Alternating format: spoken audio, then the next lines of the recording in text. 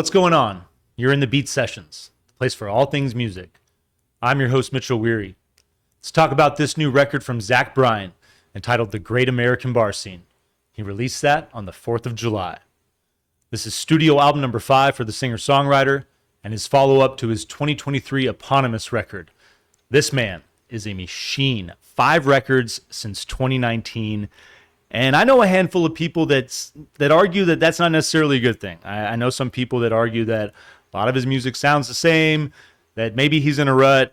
I think that I'm with the majority of you where I disagree. I think this is a guy that is just full of songwriting ideas and remains so consistent. And, to each their own. Like, I feel like when you throw on a Bryan record from the very beginning with the opening poem to the very end, you pretty much know what you're getting into. And there's something to be said about that consistency and experience. I think that he does continue to grow as an artist, though, from a songwriting standpoint, from a lyrical standpoint. He is just, with every album, I think the detail, the vivid imagery that he creates with his storytelling, that is what is so mesmerizing to me.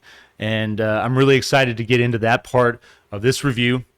Excited to talk about the Bruce Springsteen element of this record as well, because there's a lot of people, obviously with him being featured on Sandpaper, 15th track on the record.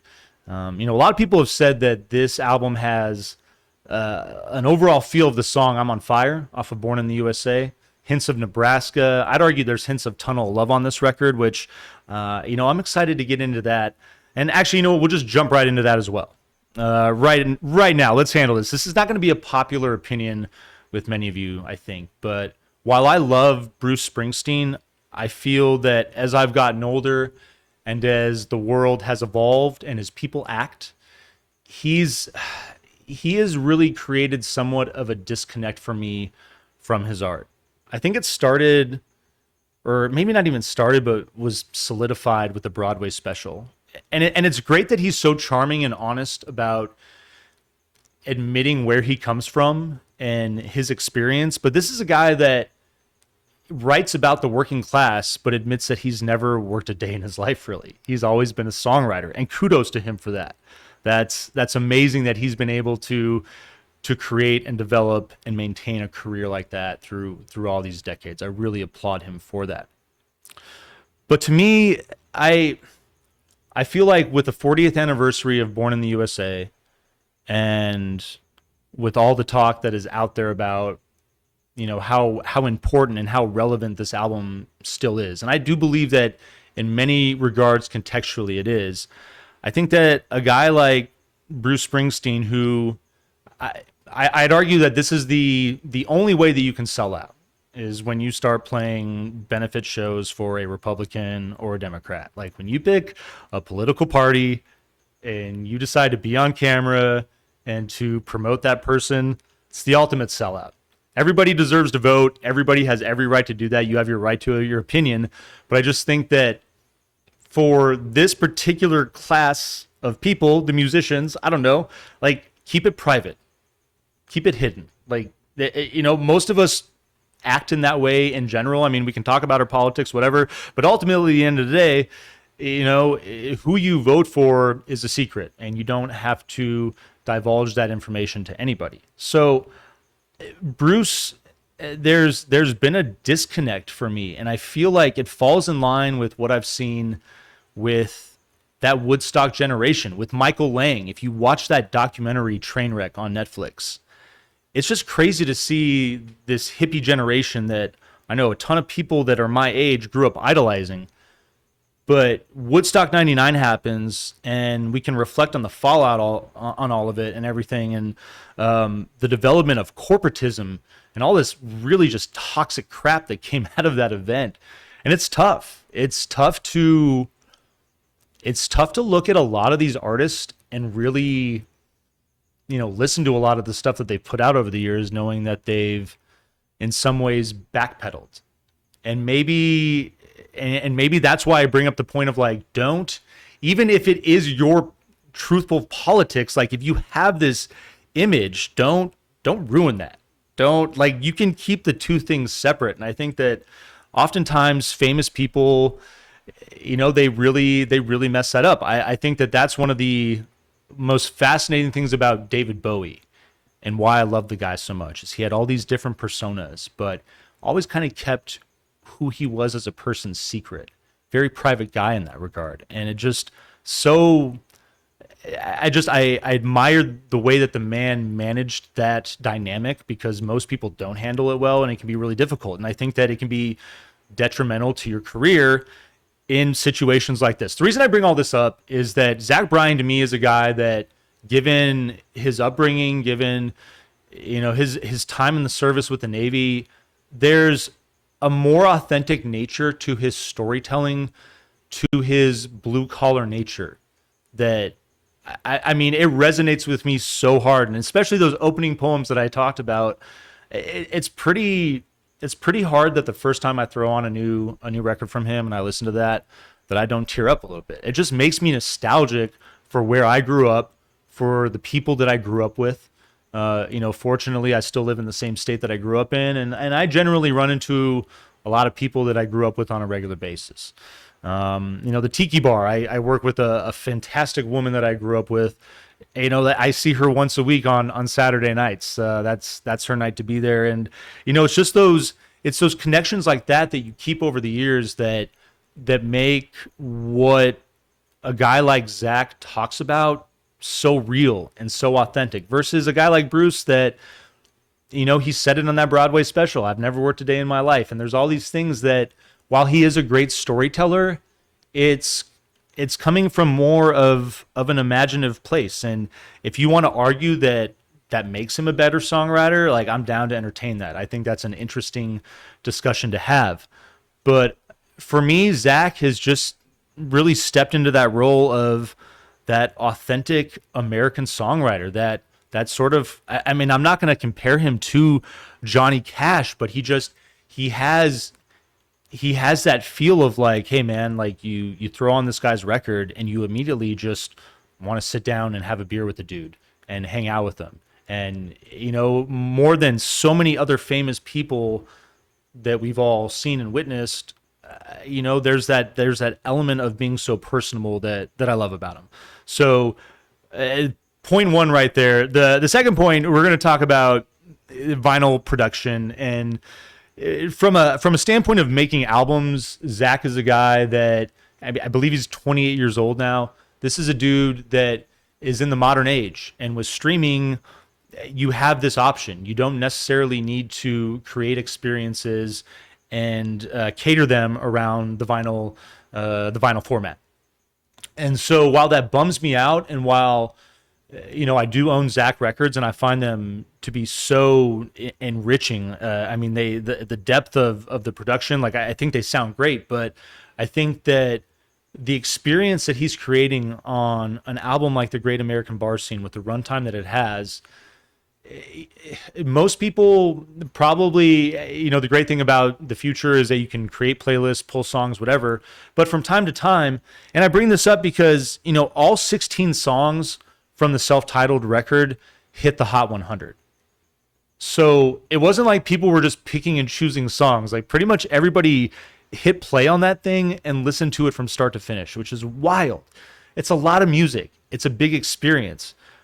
But I said it in the previous review for the self-titled record, and I say it again.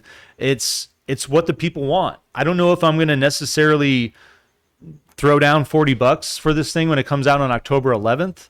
Because it's kind of steep, and I'm not made of money. I bought this house, and I got a lot of stuff going on, and I mean, if he'd been able to maybe whittle it down a little bit and get it into that zone, I'd be all about it. But this is a guy that, while I'll encourage you to stream his records and listen to all his stuff, it's a toss up. I'm gonna Vinyl know this pretty much right now, pretty much because you can't buy it at the moment, not for a few months anyway, but. Part of me just genuinely feels that from a standpoint of putting out music and from a standpoint of building his albums, he's trying to create this bigger experience, and it just doesn't necessarily cater to vinyl, and that's cool. with that in mind, like I'm not going to go out of my way to spend the money. It's one of those things where to each their own. But I would say that, I mean, if this is how he wants to continue to roll, that we're, now that we're in the future, I will always sit down and listen to 90 minutes, 100 minutes, 120 minutes of Zach Bryan anytime he puts out a new record, because the dude is just fun as hell. I mean, he's a great storyteller. The details, the intricacies, the way that he can just put you there as a fly on the wall and paint the picture for you is my favorite thing about him. This thing, it kicks off with "Lucky Enough," a poem, as you might guess, but you get this gentle acoustic guitar, gorgeous fiddle in the background, and it's really, it's a great tradition that he has, and I hope he never stops doing it. "Mechanical Bull" is your second track, acoustic riff. It just meanders a little bit. There's a little bit of slide that works into. I love the soft bass drum, the vocals that enter, and really just, I like the way that as this song progresses, the way that it builds and retreats, and that soft bass drum that I mentioned. Just keep thinking of "I'm on Fire" from Born in the USA, and that presence of that simple percussion is pretty dominant on a number of these tracks, and I'm really a big fan of it. "The Great American Bar Scene," your title track, third song, harmonica, and what sounds like a crowded bar of people starts this thing off. You get that background noise, and then simple acoustic riff and vocal. Slide works in a little bit, and this song, the harmonica element, I think is definitely the highlight for me. The fourth track on your record is 28. Great riff, little arpeggiated part on the back end. I like kind of like that two-part build in a riff when you can do some strumming and then do a little picking. Fiddle that hits, and the drums aren't far behind on that. The full production that hits when the chorus takes hold is excellent. And the further the song goes, like everything just comes together beautifully. Another really nice track. "American Nights," your fifth song, are arpeggiated electric and a tiny bit of harmonica to open. You get this moment of silence that ushers in a great Heartland-style track, and it just maintains that feel from start to finish. Very nicely done.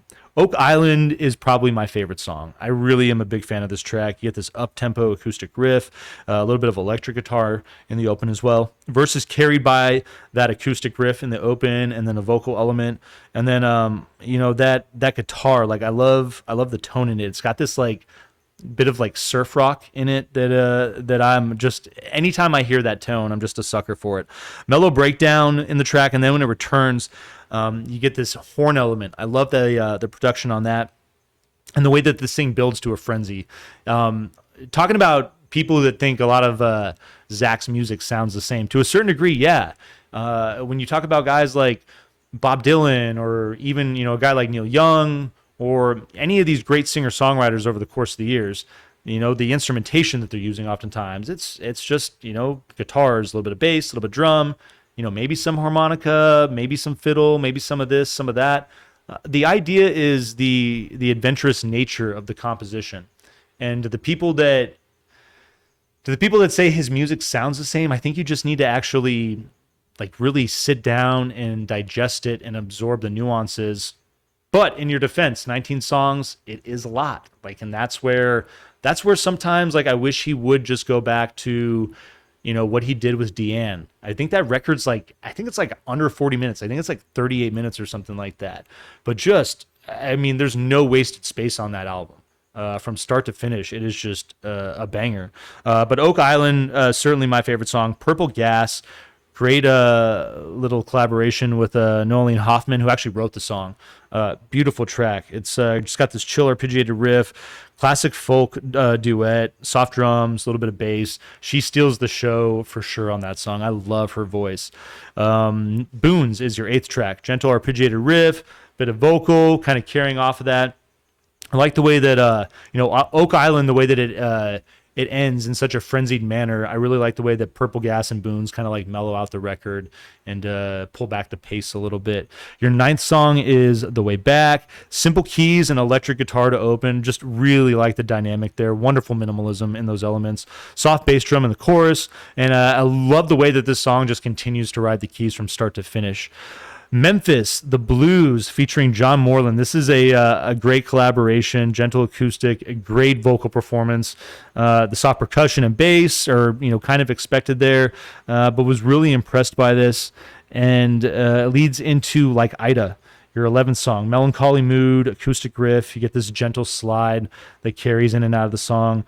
Song has a strong drive, though, while being gentle, and I like that contrast there. I think it's extremely unique. And again, talking about those nuances, that little bit of character from track to track that helps differentiate the songs. And then I'd argue, Bass Boat. This is your 12th track. Not that any of the songs that come after this song are bad, but I would say this album could have ended right here and it would have been perfect. I think it probably would have had like a 44, 45-minute runtime, 6 songs on each side of the record. The purist, the record purist in me would love to see Zach start to do this, but again, to each their own. Given his talent, I don't necessarily mind that there's, a lot of other music after this record. But, Bass Boat, excellent piano element to open. I really enjoyed the vocal harmonies. I believe that's Morgan Meinhardt that's at work on that song. She sounds just so gorgeous. Definitely a highlight of that track for me. Better Days featuring John Mayer is your 13th song, acoustic. And then you get a little bit of that, kind of sob rock signature John Mayer tone a little bit. I dig it though. I think it works. I like the collaboration and just enjoyed the way that song was built and filled out. Towers is your 14th track, minimal acoustic and fiddle element, really kind of just driving on that Americana feel. Vocal that borders on recitative as well. I don't feel like he does that often unless it's that opening poem, right? And so to hear him kind of pull back and just not necessarily sing, but almost just kind of talk and spit a little bit is pretty cool. And then you get this big gospel backing vocal that comes out of nowhere. It just hits you like a ton of bricks in all the right ways, and I love it.